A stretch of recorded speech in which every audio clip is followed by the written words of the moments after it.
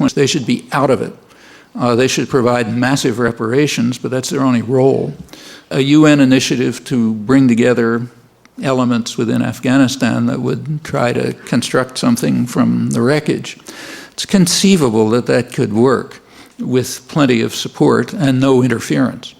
If the U.S. insists on running it, you might as well quit. We have a historical record on that one. You'll see that the name of this operation, remember at first it was going to be a crusade, but they backed off that because PR agents told them that wouldn't work. And then it was going to be infinite justice, but the PR agent said, wait a minute, you're sounding like you're divinity, so that wouldn't work. And then it was changed to enduring freedom.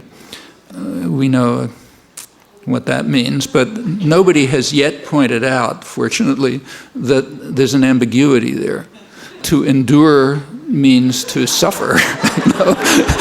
And there are plenty of other people around the world who have endured what we call freedom. You know? Again, fortunately, we have a very well-behaved, educated class, so nobody has yet pointed out this ambiguity.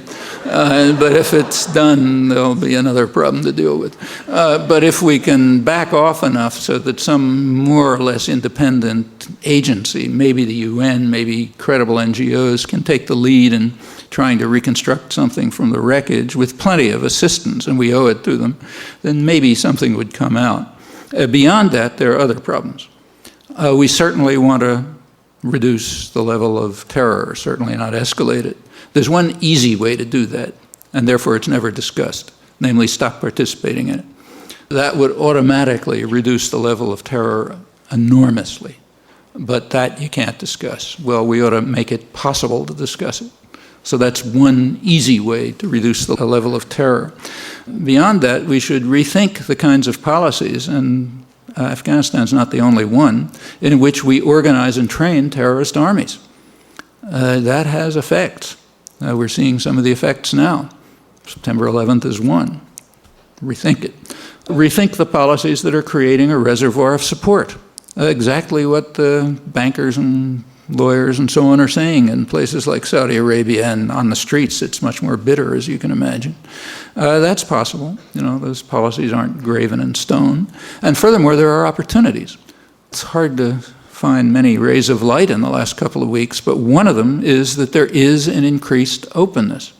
Lots of issues are open for discussion, even in elite circles, certainly among the general public, that were not a couple of weeks ago. That's dramatically the case.